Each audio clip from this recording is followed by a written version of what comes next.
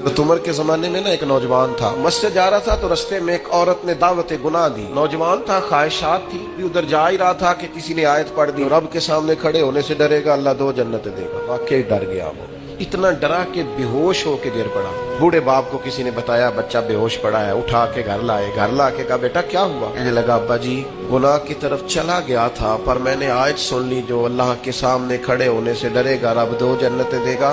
मैं डर गया था, रब वाकई 2 जन्नतें देगा। कहा पुत्र अल्लाह बड़ा मेहरबान है, उसके बाद ये सच्चे हैं, वाकई 2 जन्नतें देगा। उसमें फिर एक चीख मारी, इस तरह की मारी कि उसकी रूह ही परवाज कर गई। सुबह हजरत उमर को पता चला, जनाब उमर फरमाने लगे इतना नेक नौजवान खौफे खुदा से दुनिया से चला गया। हजरत फारूक आजम कब्र पे तशरीफ ले गए और खड़े होकर फरमाने लगे नौजवान मुझे उम्मीद है मेरे रब ने तुझे 2 जन्नतें दी होंगी। कब्र के अंदर से बोला, कहने लगा हुजूर उम्मीद वाली बात नहीं, रब के वादे सच्चे हैं, उसने वाकई मुझे 2 जन्नतें अता फरमाई।